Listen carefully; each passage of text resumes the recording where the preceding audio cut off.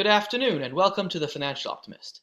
Now, some of you may have been clicking around online. You see titles like, why everything changes after the first $100,000. Why your net worth skyrockets after 100,000. Why everything changes after 100,000. Net worth explodes after 100,000.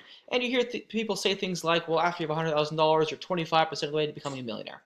Well, typically, the way this advice works is, you have $100,000, you invest it, say you get 7%. You earn $7,000 by the end of your first year, so you're at $107,000. All right, pretty simple, right?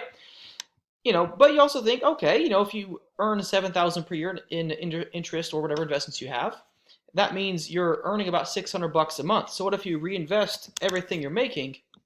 You don't end up with $107,000, you end up with $114,000 because you're reinvesting all the money that you're earning. You're earning $600 a month, which means next month you earn a little bit more.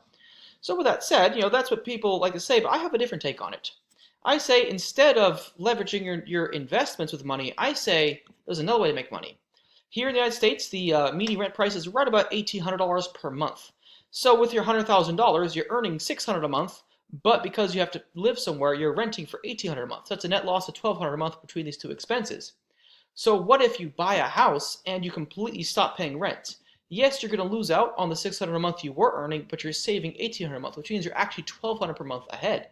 So what do you do with that $1,200 a month? Well, what if you put that towards your investments? Instead of ending the year with $114,000, you end the year with $121,000 because all the money you were putting towards rent, you're now doubling into your investments. So I think once you have $100,000 saved up, instead of just investing somewhere, buy a house. Now, you might be asking, where can you get a house for $100,000? Well, this house behind me here, I paid cash for $100,000 for this house. Now, for comparison, I do live in the state of Florida, which is, about average for the price of real estate. But if you want to go move somewhere else, there's all kinds of places you could live. So, for example, I have here the state of Nebraska I pulled up. So I have the search criteria, houses between $1,000 and $100,000. And, home types, I've just got, houses, townhomes, multi-homes, that kind of stuff. And so I have 211 search results.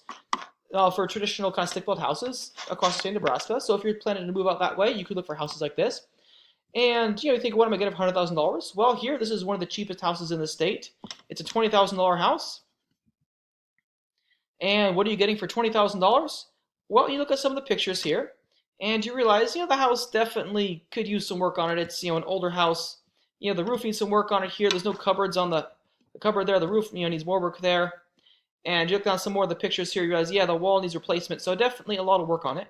But if you had $100,000, you could buy the house for $20,000, which comes with the land, and then you spend $80,000 fixing it up, renovating it, and you have yourself a very worthwhile house for only $100,000.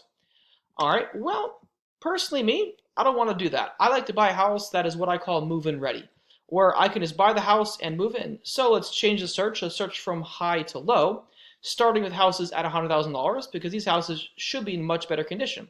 Let's take, for example, this house right here. On the outside, it looks to be in much, much better condition. It's a much, newer, nicer house in that sense. Still an older house, built in 1938, as you can see here. But if you look at the inside of the house, it's definitely got that kind of cozy, small house feel to it. You look at the pictures in the house, you realize it's got some of that old world charm, like, really old fireplace to keep you warm, but it's also got the TV there. It's also modern. The flooring looks to be brand new. The house looks to be in, decent shape. It's an older house for sure, but overall, someone's living there. They see the furniture there. You see, all the other furniture, the beds, the couches, everything. The dining room. Like, honestly, for $100,000, this house is perfectly fine to live in as is. You wouldn't have to remodel this house. So if you have $100,000 and you're someone that's willing to move, you could definitely get some very affordable real estate. Now, mind you, some people, don't want to move. They want to live where they're at, that's fine. But if you happen to live in a more expensive place, just recognize you have to pay more money. But if you're someone that has a bit of money saved up and you don't want to be paying rent anymore, what you could do is go move to some place like this where real estate is affordable and all the money you're not putting on rent, put towards your investment. And that is how everything changes at $100,000. If you have any questions, drop it below. Otherwise, thank you for watching and have a great day.